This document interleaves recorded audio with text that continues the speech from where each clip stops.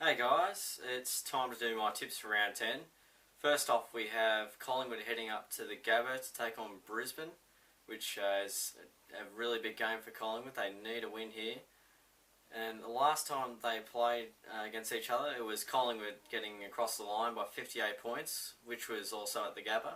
Brisbane just fell short to Carlton last week, losing by 13 points. And Collingwood were just simply outplayed against the reigning premiers. They just weren't on at all. The reigning premiers were just simply fantastic. Brisbane will be without a few of their key players. They've got no Matty Leuenberger, Tommy Rockcliffe, and also Jonathan Brown, who's out with suspension, so that's going to make the job much tougher for Brisbane. I think Collingwood will be very desperate for the win, and they might well get it. And they have been pretty average, it's fair to say, the last few weeks, so yeah, it's certainly no guaranteed game, but you think they'd be in the box seat. I'm going to tip the Pies to win up at the Gabba by 33 points. Carlton host GWS at Etihad Stadium on the Saturday afternoon. Carlton have won their last two, and GWS still haven't registered a win, and it just makes you wonder where they're headed. And the last time they played against each other, it was Carlton getting the job done by 67 points. Should be an easy win here for the Blues, but they must be on their game because you don't want GWS repeating what they did against the Bombers and giving them a bit of a scare.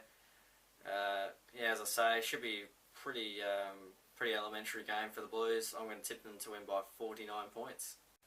This game coming up should be an absolute cracker. We've got Adelaide and Fremantle fighting it out at Amy's Stadium on the Saturday. Adelaide coming off a magnificent come from behind win last week. They came from 30 points down with about 13 and a half minutes to go in the final quarter to win by a point against the Roos, who have been so stiff this year. And Fremantle easily disposed of Melbourne, winning by 90 points.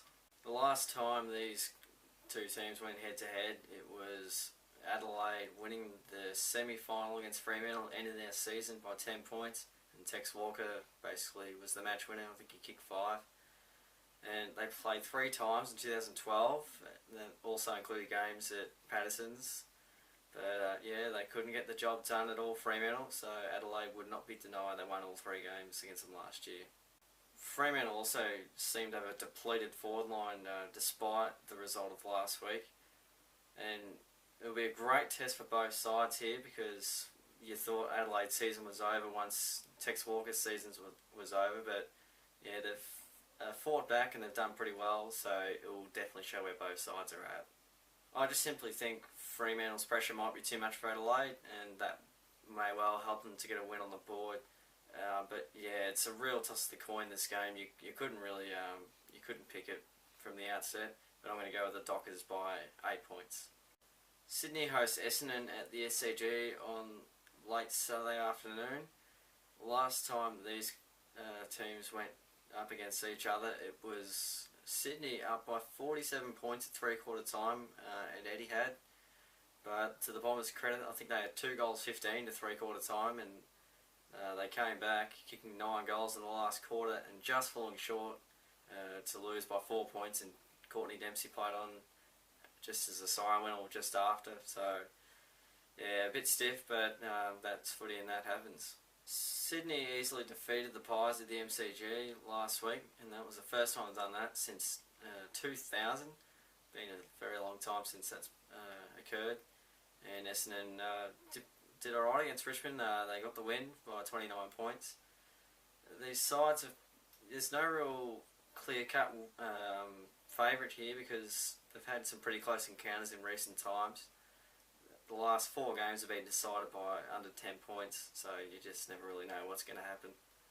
Since the start of 2011, they've traded wins, and as you would all know, Sydney won the last time. So according to the script, and there's a script once again this week for the Bombers, they will win this week, according to that script. However, I like the Swans at the SCG, and I was just so amazed by their performance against Collingwood last week. I've just never seen them play so well. It's going to be an absolute beauty. I'm going to go with the Swans by 5 points.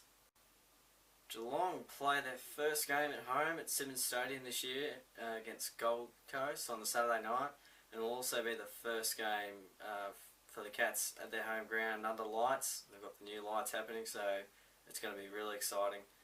The last time these guys went head to head, it was Geelong only just getting the win against Gold Coast at Metricon Stadium. They only won by 14 points, so they weren't terrific.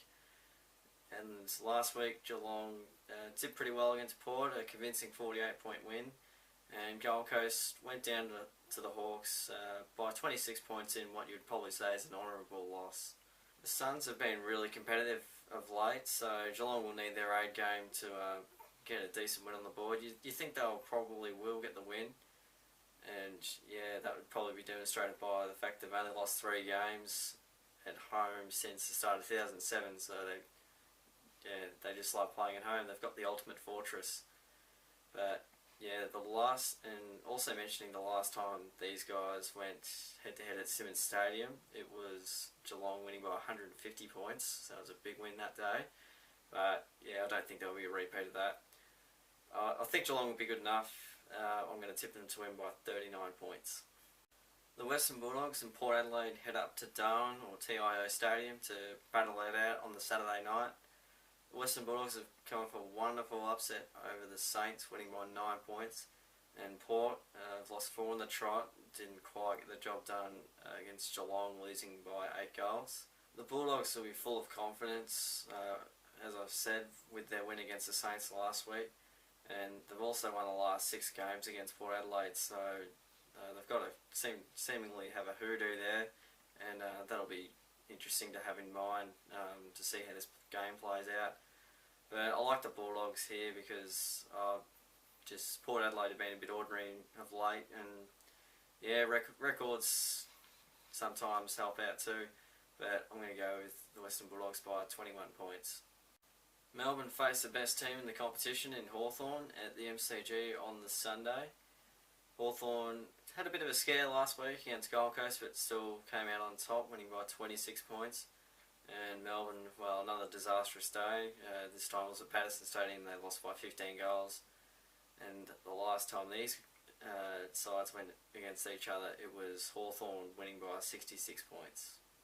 Hawthorn have won the last 9 games against Melbourne, so they certainly don't give them any mercy at all.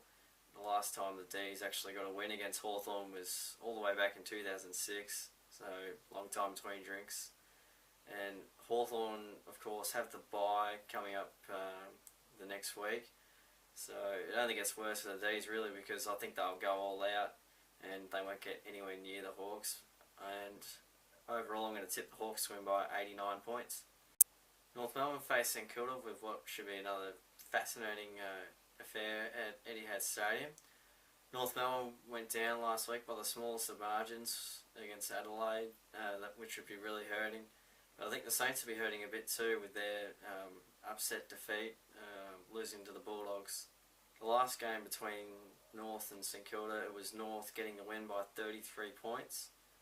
And it's interesting, the last 5 games these sides have played, it's been 1 win to North and 4 to the Saints, so it will certainly be no give-me game for North.